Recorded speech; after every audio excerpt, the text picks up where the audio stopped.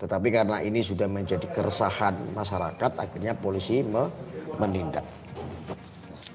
Makanya segala sesuatunya di zaman sekarang ini ya penting sekali kerjasama antara masyarakat dengan pihak kepolisian. Termasuk ya kita menyuarakan nih seandainya ini kok sudah lama ini nggak ditangkap nih orang-orang yang mengasong khilafah seperti khilafatul muslimin. Nah ketika diviralkan ini menjadi atensi.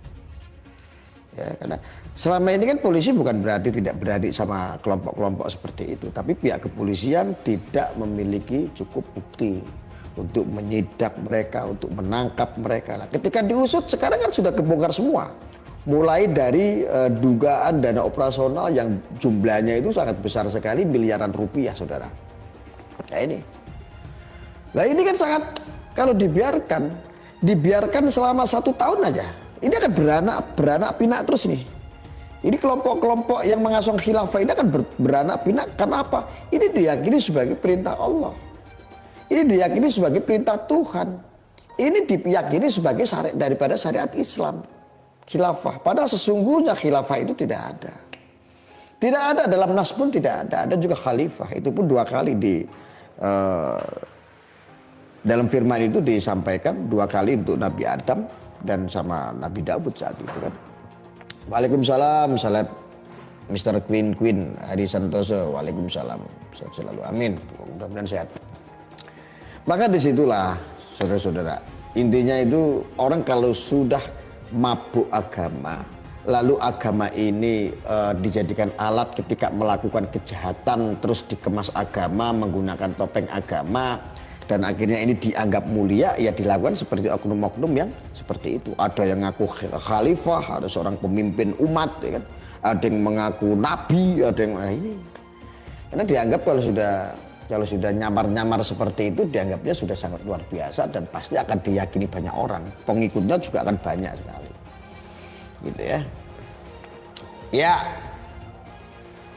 Nah, sekarang siapa yang memungkirin? Ya. Ketika sekarang dugaan-dugaan itu sudah terjadi, orang-orangnya, pentolan-pentolannya, pemimpin-pemimpinnya sudah ditangkap, bahkan berangkas uangnya khilafatul muslimin ini, ya, khilafatul muslimin ini dana operasionalnya memang miliaran. Dananya dari mana? Satu sisi itu dari umat, satu sisi dari bohir yang ingin makar terhadap bangsa kita. Ini loh baru khilafatul muslimin. Ini belum kelompok-kelompok Wahabi makanya. Yang paling ngeri, yang paling sebetulnya belum terungkap ini adalah kelompok-kelompok Wahabi ini. Orang asal mau ikut kajian, artis-artis sekarang asal mau ikut kajian Wahabisme, ini akan didanai. Mereka nggak perlu ngartis lagi, karena dananya sangat empuk sekali. Entah itu alibinya itu dana dari umat, ya, dari ya, bohir-bohir inilah ya, yang suka mendagangkan agama lah. Itu biasa mereka. Ini paling berbahaya lagi. Ini adalah bukan khilafatul muslimin lagi. Khilafatul sudah kena, tetapi Wahabi ini yang lebih berbahaya. Wahabi ini yang lebih berbahaya. Makarnya sangat luar biasa. Karena apa? Ingin membubarkan negara Indonesia melalui apa? Mencangkul budaya-budaya kita supaya tercocoli budaya-budaya asing. Budaya-budaya Timur Tengah asingnya ini yang jadi masalah itu. Ketika ini kelihatan syar'i, kelihatan dari Timur Tengah ke Arab-Araban, ke Arabisasian, ini dianggap suci. Kenapa? Kita sadar bahwa Indonesia ini mayoritas agamanya itu adalah Islam, saudara. Jadi gampang sekali kalau kita itu dagang agama di Indonesia itu paling makanan empuk sekali, dijajah dari mana-mana. Orang Timur Tengah ke sini, Yaman ke sini menjajah oknumnya, tapi nggak semuanya orang Yaman seperti itu, enggak. Memang seperti itu. Maka saya sampaikan di sini. Kenapa sih saya bilang, saya suarakan. Pancasila itu lebih mulia daripada agama. Siapa yang mau bantah? Pancasila itu lebih mulia daripada agama, bukan berarti kita tidak memuliakan agama Anda. Agama saya, keyakinan saya tidak seperti itu. Jadi dalam konteks Pancasila itu lebih mulia daripada agama, sudah finish. Kalau semua generasi anak bangsa melihatnya bahwa Pancasila ini tujuannya lebih mulia daripada agama, insya Allah semuanya aman. Ya, negara ini akan damai, negara Indonesia yang tercinta ini bisa menjadi mercusuar dunia, pembangunannya kencang, cita-cita leluhur bisa terwujud dengan baik, tidak seperti sekarang carut marut karena ngurusin apa? Agama aja. Debat masalah agama aja. Ini kan sangat cemen sekali. Ya, ini sangat memalukan sekali. Indonesia sampai detik ini hanya masalah debat masalah agama saja. Masalah agama. Ya. Siapa yang berdebat masalah agama? Ya bajingan-bajingan yang berkedok agama. Bukan orang-orang ahli agama, bukan. Kalau orang-orang yang ahli agama menghindari yang namanya perdebatan. Orang ahli sunnah wal jamaah itu menghindari yang namanya perdebatan. Aswaja menghindari yang namanya perdebatan. Lalu siapa mereka orang-orang yang mengaku ahli agama? Mereka lah bajingan-bajingan sendiri yang menyamar dalam agama. Ya. Itu makanya agama itu menjadi kotor itu karena akibat mereka. Maka tanamkan pada diri kita. Tanamkan pada dalam prinsip kita itu bahwa Pancasila itu sesungguhnya lebih mulia daripada agama. Real itu. Tidak ada nego-nego lagi. Ya. Bener Gus, opinimu itu multi tafsir. Kalau orang salah persepsi bisa digorengkan. Nggak apa-apa digoreng. Saya sampaikan kok. Kalau mau ada yang goreng-goreng silakan, saya sudah biasa digoreng sampai matang, sampai minyaknya habis, minyak harganya sampai mahal, langka. Bahkan ada yang nyelundup, minyak diselundupin. Udah biasa kok masalah goreng-gorengan orang Indonesia ya kayak begitu. Kita kan orang Indonesia, apalah karakter orang Indonesia itu seperti apa. Gitu loh.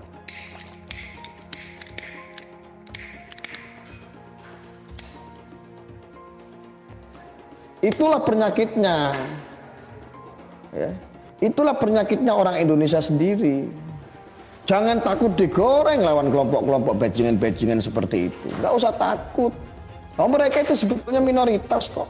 Dagang apa sih kalau yang nggak paling enak? Dagang agama. Dagang kaos seperti saya susah. Habis lebaran begini sepi. Yang paling rame, yang tidak ada sepi-sepinya ya dagang agama ini. Dagang Habib, dagang agama itu paling cepat. Ya, kasihan.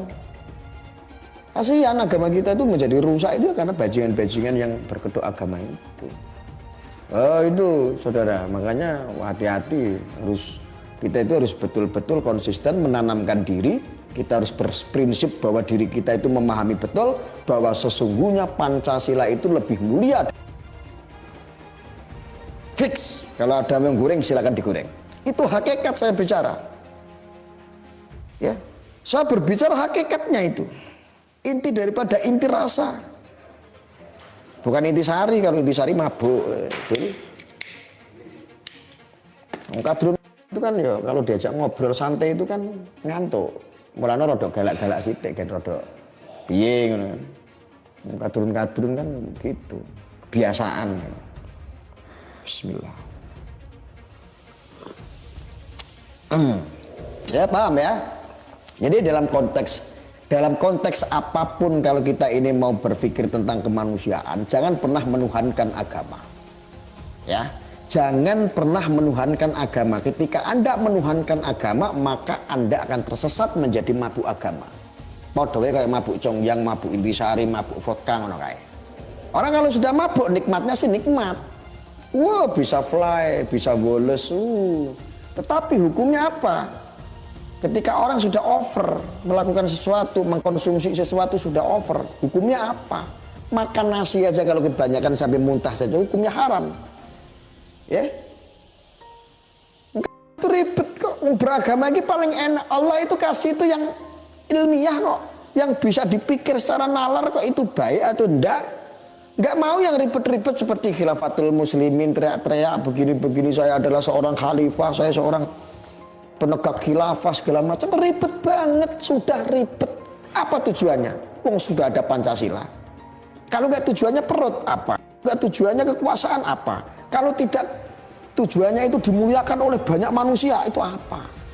Maka nggak aneh ketika dulu ada banyak yang ngaku nabi, ada banyak yang ngaku wali, ada banyak yang ngaku cucu nabi. Wah, Indonesia itu tempatnya orang-orang sampah seperti itu. Nah ini dilakukan oleh bajingan-bajingan yang berkedok agama. Pusing. Makanya terus saya itu harus provokasi yang model-model kayak begitu. Jangan pernah dibiarkan. Bahaya kalau dibiarkan, bisa hancur di Indonesia. Betul itu. Maka itu tadi baru berbicara dalam konteks khilafatul muslimin saja. Sudah segitu mengkonvoi kebangkitan khilafah, dalam nas nggak ada. Hadis mana menyebutkan tentang khilafah? Tidak ada yang namanya khilafah. Percayalah, wes to penak manut karaku, penak. Nggak ada. Ya. Itu baru konteks itu. Ada yang lebih berbahaya daripada khilafatul muslimin, yaitu para wahabisme. Wahab jelas-jelas menggerogoti yang namanya budaya. Maka sekarang kalau kita orang Nusantara, kita orang asli orang bumi Nusantara yang penuh dengan kultur budaya. Ini sekarang sudah dijajah, apa-apa semuanya haram, apa-apa disebutnya kufur, kafir, syirik dan lain sebagainya. Tersesatlah ini, disesat-sesatkanlah sama mereka. Tujuannya apa? Supaya budaya ini pelan-pelan itu hilang. Ketika budaya hilang, namanya bukan Indonesia lagi. Arya mirip Suginur. Bukan, kalau Suginur itu pakai janco. Kalau saya enggak, saya pakainya bajingan. Kalau Suginur ya janco, kalau saya bajingan. Mereka ini orang-orang bajingan, sama seperti ente itu bajingan. Ya suka menyamakan orang, padahal ton kelahirannya juga beda, bapaknya beda, ibunya beda. Ya nggak boleh seperti itu. Ya. Yang bangsat mereka itu memang bajingan. Nggak usah ngomong sama kadrun-kadrun itu pelan-pelan, santun-santun. Nah, enggak. Kita bukan kelompok-kelompok kadrun, guys. Bukan. Paham? Ada paham? Cecek sisan gue misikil. Paham? Nih. Nah, takut paham, ngono lho. Paham Gus, ngono kan nyeneng ati wong aku ngomong ngene iki ndremimil ket mau kudune iki mbok gatekno mbok lakoni. Wis penak manut karo aku. Wes. Ngono lho, Drun. Ya. Ya ingat, ada yang lebih berbahaya ketimbang khilafatul muslimin. Paham-paham ini pun sangat membahayakan untuk bangsa kita, untuk persatuan kita, untuk negara kita. Polisi pun harus sikap itu terhadap kelompok-kelompok wahabisme yang sampai detik ini dibiarkan begitu saja. Ya. Ini lebih berbahaya daripada khilafatul muslimin. Kalau khilafatul muslimin kan konsepnya hanya ya untuk menegakkan, katanya syariat Islam, hanya menegakkan kalau seorang ingin menghadirkan seorang pemimpin Islam, ya kan, hanya ingin penegakan sebuah sistem khilafah dengan konsepnya lain-lain. Ada khilafah ala HTI, ada ala FPI, itu juga kata si Sakril kemarin yang Habib palsu itu. Ada khilafah ala HTI, ada khilafah ala FPI, ada khilafah ala ISIS. Alah, itu semuanya merucut, muaranya hanya jadi satu, ingin mendirikan negara Islam Indonesia. Ya, hanya dipimpin oleh satu kekhalifahan atau satu kepemimpinan di dalam umat Islam ini, saudara. Sangat bahaya. Ya, jadi kalau seandainya ini dianggap ini sudah ramai, kemarin awal kan kita suarakan baru ramai ya. Awal-awal ini channel saya ini menyuarakan sampai saya kemarin itu emosi, jengkel, supaya apa? Cepat diatensi. Dulu ketika Habib Bahar saya itu juga atensi juga sama, supaya apa? Gemes gitu loh. Ketika ada ujaran-ujaran kebencian, TNI itu direndahkan sama seorang Habib Bahar bin Smith, makanya saya marah-marah. Ayo kalau seandainya nggak ada hukum, ayo tak tembak kepalanya. Itu sengaja saya ngomong menumbalkan diri biar apa? Gemes gitu loh, jengkel. TNI kok diperlakukan seperti itu? Seorang jenderal kok diperlakukan seperti itu hanya kepada orang siapa? Seperti Bahar bin Smith. Ya, dia sang residivis yang berapa kali masuk penjara. Coba bayangkan. Hanya diinjak harkat martabat.